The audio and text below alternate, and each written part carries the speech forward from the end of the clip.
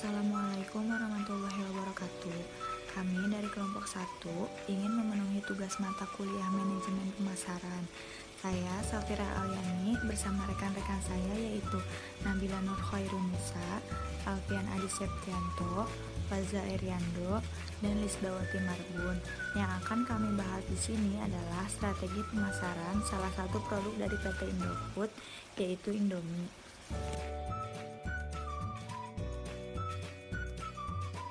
Siapa yang tak kenal mie instan? Makanan satu ini terbuat dari bahan dasar tepung terigu, bentuknya panjang dan elastis, dengan diameter kurang lebih 2 mm. Cara memasaknya mudah, yakni dengan merebusnya di dalam air mendidih selama kurang lebih 3 menit. Meskipun mie instan belum dapat dianggap sebagai makanan penuh, namun mampu menyumbang energi untuk aktivitas tubuh. Karena dua alasan, yakni mie instan sebagai makanan cepat saji dan mampu menyumbang energi, semakin banyak masyarakat yang tertarik untuk mengkonsumsi mie instan sebagai pengganti nasi. Dalam strategi pemasarannya itu ada istilah 5P. Yang pertama adalah produk, yang kedua price atau harga, yang ketiga place atau tempat, yang keempat promotion, dan yang kelima people atau orang. Indomie memiliki kualitas dengan cita rasa yang dapat diterima di lidah konsumen, terutama masyarakat Indonesia. Dengan berbagai varian rasa, ada Indomie soto, Indomie goreng, Indomie ayam bawang, Indomie kari ayam, dan masih banyak lagi.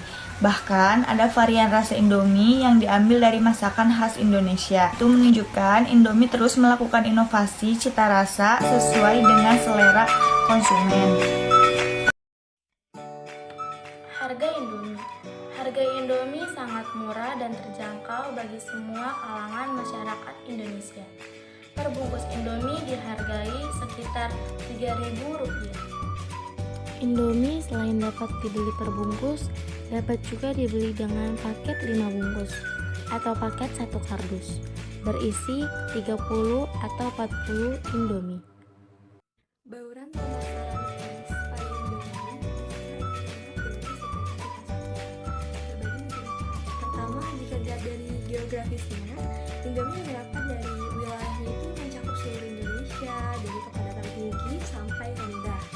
Lalu untuk dari segi demografisnya, Indomie mencakup jenis kelamin untuk semua, agama semua, pekerjaan semua, dan tidak memandang ras dan tidak terbatas. Jika dilihat dari segi psikografisnya juga, Indomie menerapkan yang gaya hidup yang konsumtif dan praktis dan hemat.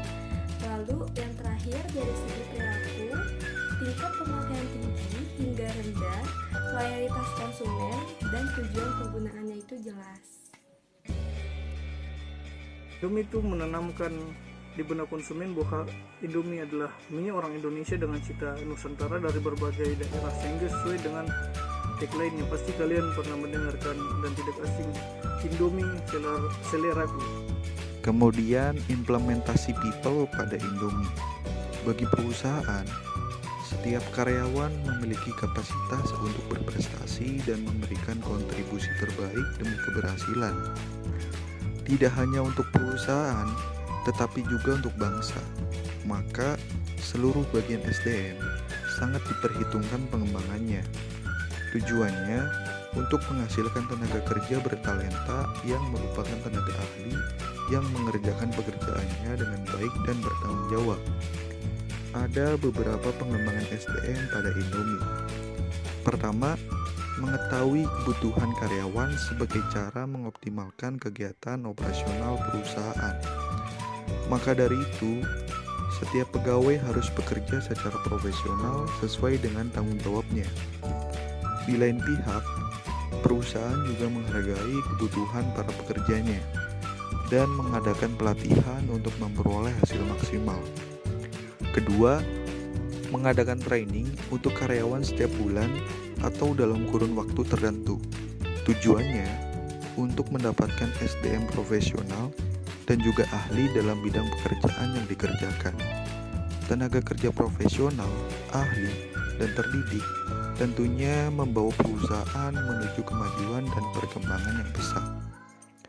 Ketiga, mengadakan pelatihan untuk karyawan baru agar mereka lebih mudah memahami seluk-beluk berkarir dan budaya yang ada di perusahaan.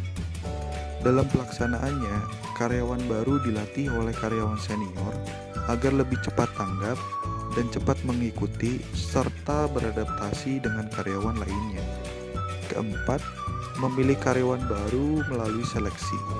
Serangkaian tes dan persyaratan yang harus dipenuhi oleh calon karyawan saat hendak masuk perusahaan dimaksudkan untuk mendapatkan SDM yang benar-benar unggul di bidangnya. Dengan begitu, mereka bisa lebih mudah paham dan dapat segera bekerja setelah menerima penjelasan singkat.